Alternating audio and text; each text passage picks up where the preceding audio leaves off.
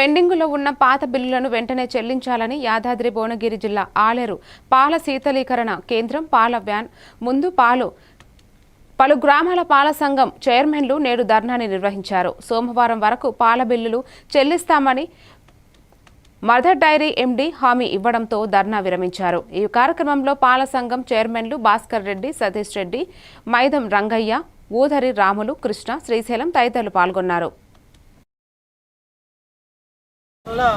దసరా ప్రభుత్వం బిల్లు రాకపోవడం అనేక మంది రైతులు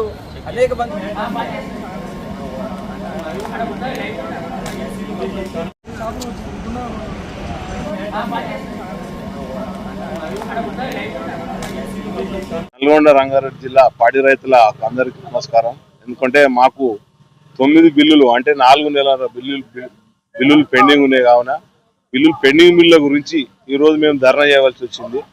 బిల్లుల వల్ల రైతులకు చాలా ఊళ్ళలో ఇబ్బందికరంగా ఉన్నది. కాబట్టి ఎందుకంటే నేను అధికార పార్టీ డైరెక్టర్ అయిన శారాజ్పేట నరేందర్ రెడ్డి, భక్తుల నరేందర్ రెడ్డి అనే డైరెక్టర్ గారు నిన్న రాజీనామా చేసి ఇచ్చేసి వచ్చిండు. ఇంతవరకు చైర్మన్ కానీ ఎండీ కానీ ఎవరు స్పందన లేదు. నిన్న స్పందన లేదు, ఇంతవరకు ఏం చేయలేదని ఈ రోజు ట్యాంకర్కు అడ్డం ఉండవలసి వచ్చింది.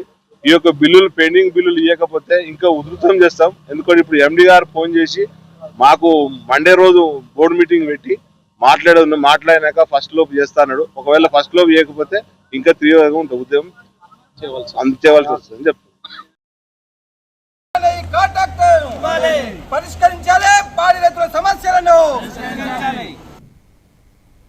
విజయనగరం జిల్లా గజపతి నగరం